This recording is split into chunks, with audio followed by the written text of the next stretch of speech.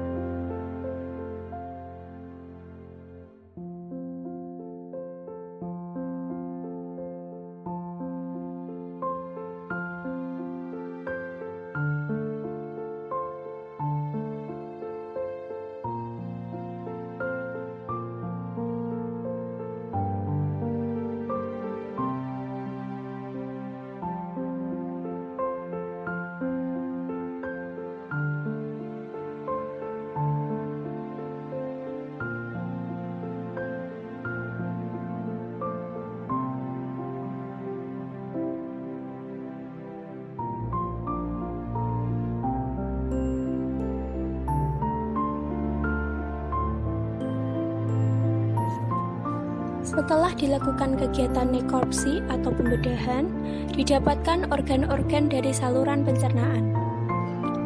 Ayam makan menggunakan paruh, lalu masuk ke dalam esofagus. Setelah dari esofagus akan masuk ke tembolok. Setelah dari tembolok, masuk ke proventriculus.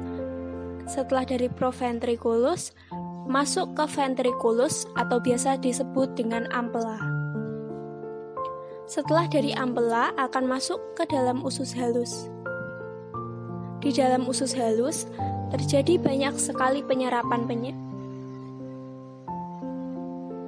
Lalu ada percabangan usus yang dibagi menjadi 2 yang dinamakan dengan sekum. Setelah dari sekum akan turun lagi menuju ke usus besar. Dari usus besar masuk ke dalam kloaka.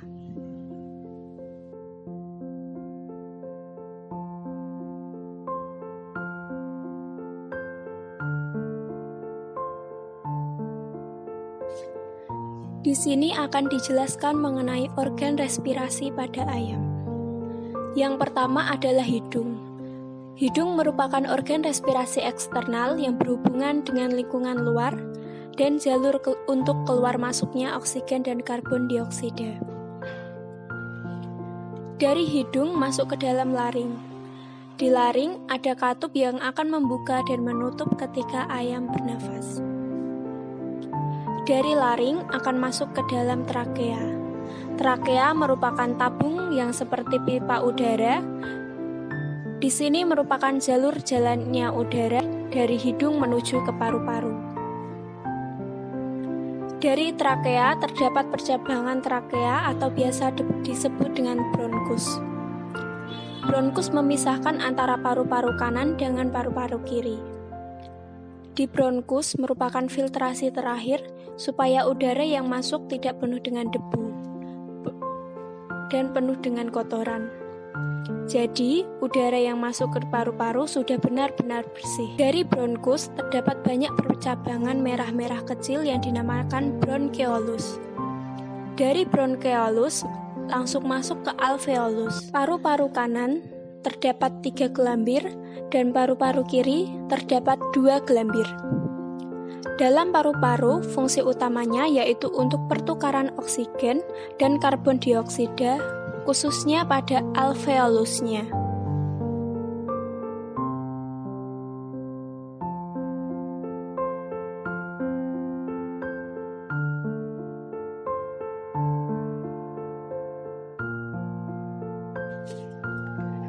Baik, di sini akan dijelaskan mengenai organ reproduksi pada betina.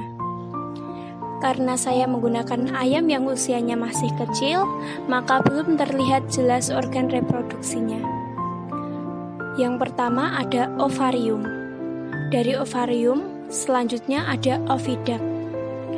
Oviduct dibagi menjadi 3, yaitu ada infundibulum, ampula, dan isthmus. Selanjutnya ada uterus, tetapi karena belum mengalami perkembangan kelamin yang baik, jadi belum terlihat jelas uterusnya. Dari uterus masuk ke vagina. Dari vagina akan mengeluarkan telur melalui kloaka.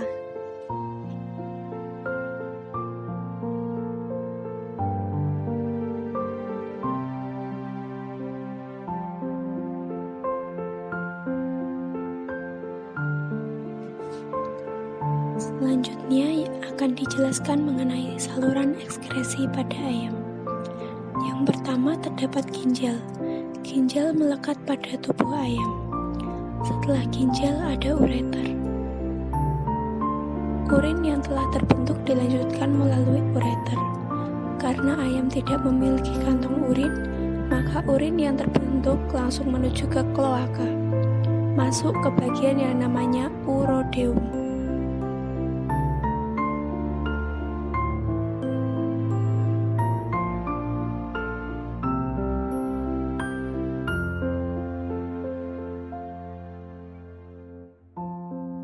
Penyakit pada unggas dan pencegahannya.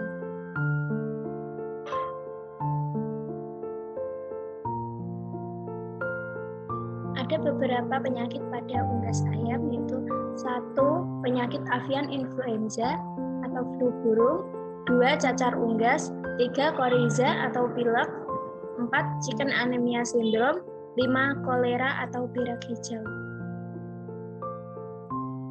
Avian influenza atau flu burung.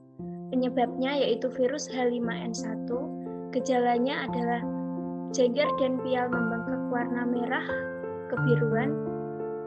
Pendarahan merata pada kaki yang berupa bintik-bintik merah seperti kerokan.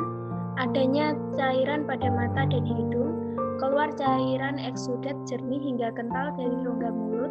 Diare, haus berlebihan, terabang telur lembek, dan tingkat kematian tinggi mendekati 100%. Media penyebaran dan penularan. Kotoran unggas, sarana transportasi ternak, peralatan kandang yang tercemar, pakan dan minum unggas yang tercemar, pekerja di peternakan, dan burung liar. Pengendalian dan pencegahannya yaitu mencegah kontak antara hewan peka dengan virus AL atau flu burung, dekontaminasi atau disinfeksi kandang, vaksinasi, pengendalian lalu lintas keluar masuk unggas, surveillance dan penelusuran, dan peningkatan kesadaran masyarakat. Cacar unggas. Penyebabnya yaitu bakteri Borreolita avium. Gejalanya yaitu paruh, mata jengger, pial, dan pada bagian tubuh lain yang tertutup bulu, awalnya terlihat bintik-bintik kecil merah. Kemudian bintik-bintik ini membesar berwarna kekuningan, lalu berubah menjadi merah kehitaman, dan tertutup oleh selaput berwarna keputihan. Nafsu makan berkurang, keluar cairan dari lubang hidung dan lubang mata. Cara penularannya yaitu dengan kontak langsung dengan ayam terserang penyakit melalui gigitan nyamuk, kutu, binatang lain, bulu unggas terserang yang lepas kemudian terbawa angin masuk ke kandang, dan makanan serta minuman tercemar. Pengendalian dan pencegahannya dengan membersihkan bungkul-bungkul luka dan membubuhkan iodium. Ayam sakit diberi pakan cukup gizi. Pengobatan dilakukan sampai sembuh dan baru boleh dicampurkan dengan ayam-ayam yang sehat. Coryza. Penyebabnya yaitu bakteri Haemophilus gallinarum. Gejalanya, paruh dan hidung berlendir, kadang mata bengkak dan berair, jengger dan pial kadang bengkak. Penularan melalui udara, kontak langsung dengan ayam terserang penyakit, binatang lain sebagai karier yang datang singgah di kandang, dan bisa melalui makanan dan minuman.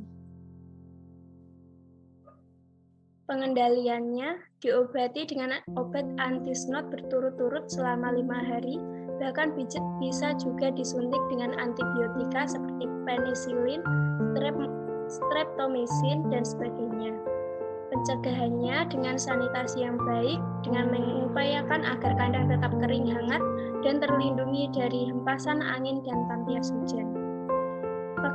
Vaksinasi terhadap penyakit ini sudah ada dan biasa dilakukan dengan dosis yang dianjurkan. Biasanya setiap 3 bulan sekali pada saat cuaca dingin. Ayam sebaiknya diberi vitamin anti stres untuk menjaga kondisi badannya. Jika terlihat 1 atau 2 ekor ayam sakit, segera dipisahkan dengan ayam yang sehat. Chicken anemia syndrome. Penyebabnya yaitu Chicken anemia syndrome. Penyebabnya yaitu Chicken anemia agent atau CAA, termasuk grup Circovirus. Virus berukuran 18 sampai 26,5 nanometer, tergolong ssDNA, tidak beramplop dan tidak ikosahedral. CAA merupakan penyakit viral yang bersifat akut pada ayam muda. Penyakit ini ditandai dengan anemia aplastika dan atrofi organ limfoid yang mengakibatkan terjadinya imunosupresi. Gejala klinis. Pada kasus akut, gejala klinis muncul pada ayam umur 7-14 hari, ditandai dengan hambatan pertumbuhan dan anoreksia. Pada bagian muka, pial, dan jengker tampak pucat, bulu ayam berdiri, disertai dengan terjadinya peningkatan mortalitas ayam sekitar 5-16%, tetapi pernah mencapai 60%. Pencegahan dan pengobatan. Pencegahan dilakukan dengan cara vaksinasi dan pengobatan dengan antibiotik atau untuk mencegah infeksi sekunder dan dapat membantu penurunkan kasus. Kolera atau berak hijau.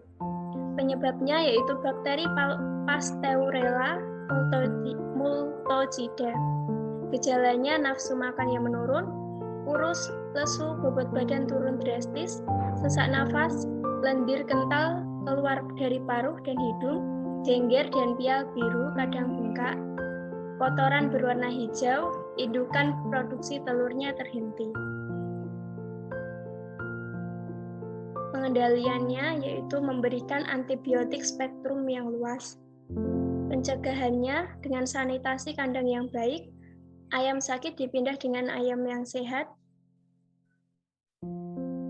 Ayam sehat diberi vitamin dosis tinggi dan makanan yang cukup gizi, dan vaksinasi.